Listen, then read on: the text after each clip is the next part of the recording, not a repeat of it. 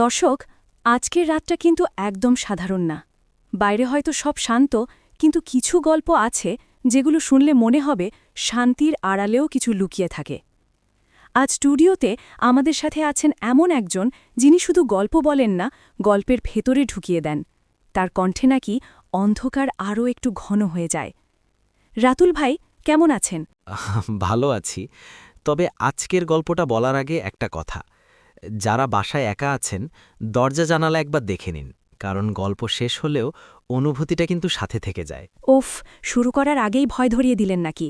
ভয় আমি ধরাই না আপু, ভয় থাকলে সে নিজেই বের হয়ে আসে। তাহলে আর দেরি না করি, আলো একটু কমিয়ে দাও। হ্যাঁ, এইভাবেই থাক। রাতুল ভাই, আজকের রাতের গল্পটা আমাদের শুনিয়ে দিন। ঘটনাটা প্রায় ১৫ বছর আগের। আমি এটা নিজের চোখে দেখি নাই, আমার এক বন্ধুর ছোট ভাইয়ের সাথে হয়েছিল। ও তখন শহর থেকে কুষ্টিয়ার গ্রামের বাড়িতে বেড়াতে গেছিল। গ্রামের একপাশে বিশাল জঙ্গল, লোকজন দিনের বেলাতেও খুব ভেতরে যেত না। সন্ধ্যার পর তো প্রশ্নই ওঠে না। রাতটা ছিল ভ্যাপসা গরম, আকাশে চাঁদ নাই, মেঘে ঢেকে, বাতাসে পচা পাতার গন্ধ। দূরে কোথাও শেয়াল ডাকছিল। বাড়িগুলো ছড়িয়ে ছিটিয়ে, মাঝখানে কাঁচা রাস্তা, বাঁশঝাড়। অদ্ভুত শান্ত, কিন্তু সেই শান্তির ভেতরে কেমন চাপা একটা টান। রাত প্রায় ২:৩০টার দিকে ওর ঘুম ভাঙে।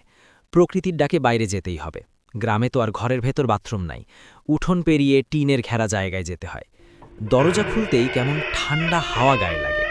গরমের রাত, তবু হাওয়া বরফের মতো। ও পরে বলে, ভাই, মনে হয়েছিল কেউ আমারে বাইরে আসার অপেক্ষায় আসিল। উঠোনে পা দিতেই ঝিঝি পোকার শব্দ কানে আসে।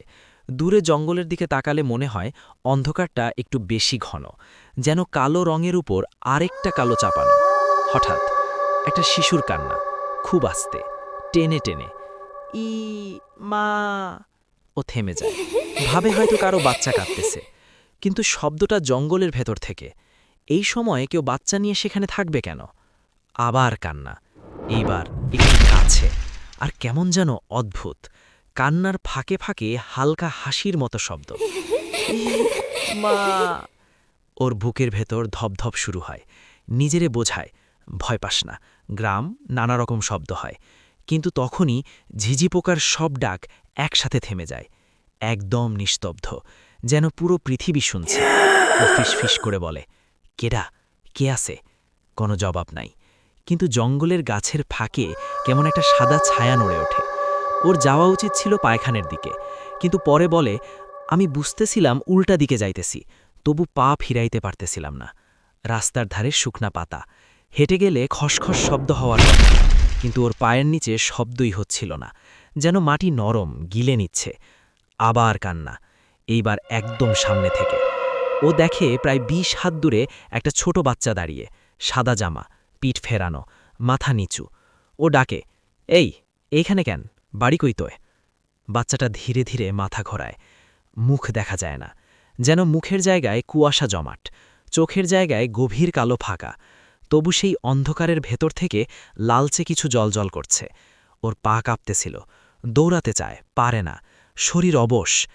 বাচ্চাটা হাঁটা শুরু করে, কিন্তু পা মাটিতে লাগে না, ভাসছে যেন। কান্না এবার আর কান্না না, গলা ফাটানো চিৎকার, মা, তুই কই গেলি? শব্দটা চারপাশে ঘুরে ফিরে আসে, যেন অনেকগুলো গলা একসাথে। ঠিক তখনই ওর কাঁধে ঠান্ডা একটা হাত পড়ে, বরফের মতো ঠান্ডা। ও ভাবে সামনে বাচ্চা, কিন্তু স্পর্শ পেছন থেকে। ঘুরে তাকায়, কেউ নাই।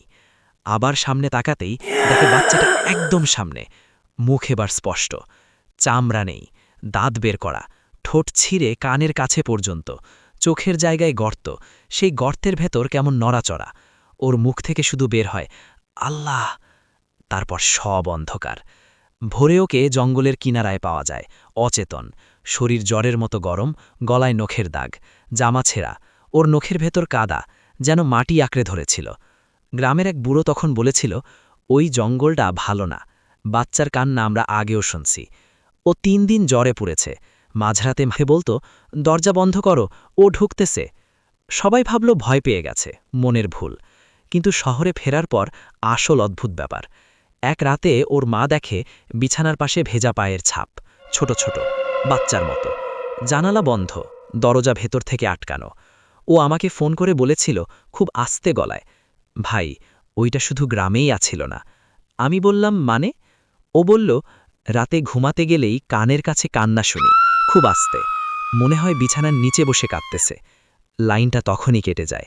সবচেয়ে ভয়ঙ্করটা পরে জানি। যেই জায়গায় ও অচেতন হয়েছিল সেই জায়গায় নাকি বহু বছর আগে এক বাচ্চা হারিয়ে যায়। সন্ধ্যায় বাড়ির সামনে খেলছিল, তারপর আর পাওয়া যায়নি। লাশও না। লোকজন নানা কথা বলে, কেউ বলে ডুবে গেছে, কেউ বলে অপহরণ, কিন্তু গ্রামের বৃদ্ধরা বলে ওরে ডাইকা নিছে কেউ।